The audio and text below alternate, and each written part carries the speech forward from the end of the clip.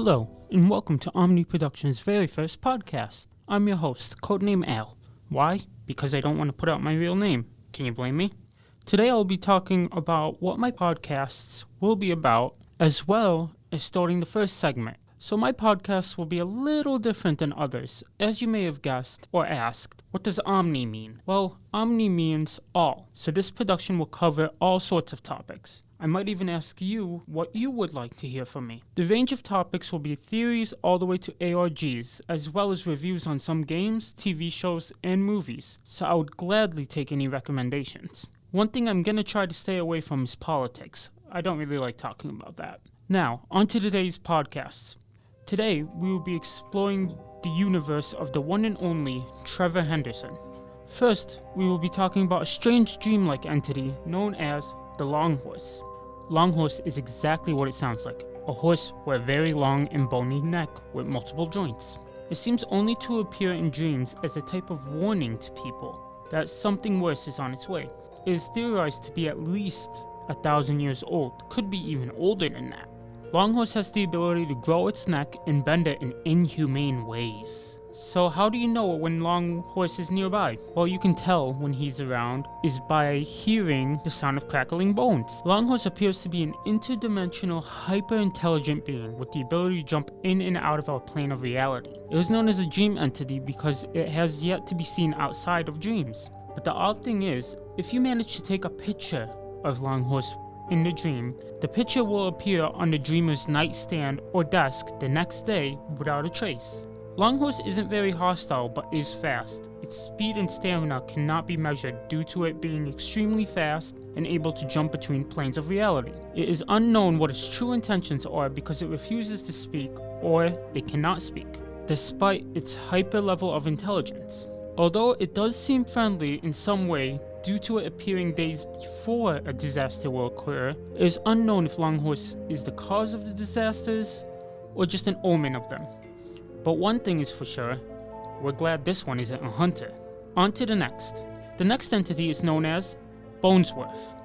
Not much is really known about him, besides the fact that the creator, Trevor Henderson, has called him a good boy. We don't know if this is a joke or not. He has yet to confirm it. So what is Bonesworth?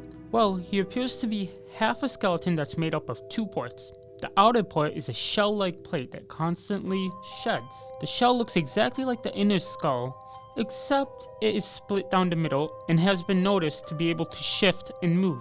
In one of only 3 pictures of him, it has been seen to have a crack on its inner skull in the shape of a cross, but it is unknown why. Nothing else is really known about him.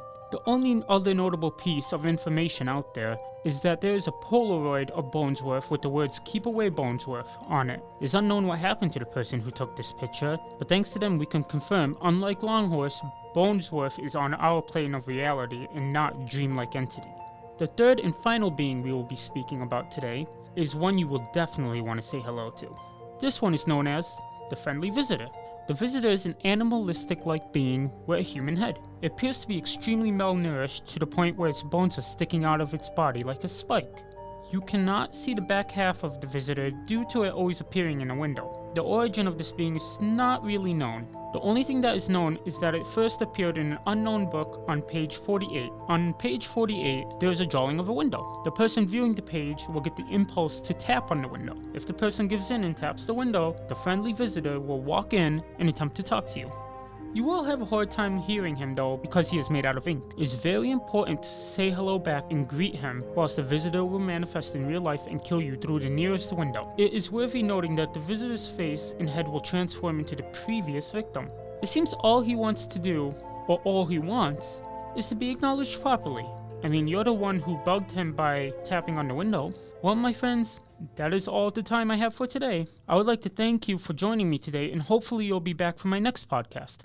Honestly, I don't know what my next one will be about, but if you have any ideas, give me a follow and a message on Instagram at omniproductions22. That's OMNI_productions22. You will know it's me if you see a picture of a koala dabbing. Yes, I know, strange. I'm still working on making a Twitter account, so hang in there. Also, if you like what I talked about, I suggest you give Trevor Henderson a look up and get yourself caught up. Now for some stuff that I have to say, so let's get it over with. All beings talked about today are owned by Trevor Henderson. All music used during this podcast are not mine, and all credit goes to the proper owners. Omniproductions is a self-made project and company. Now that that's all out of the way, this is Al signing off. Until next time, never stop asking questions. Don't believe everything you hear and see you soon.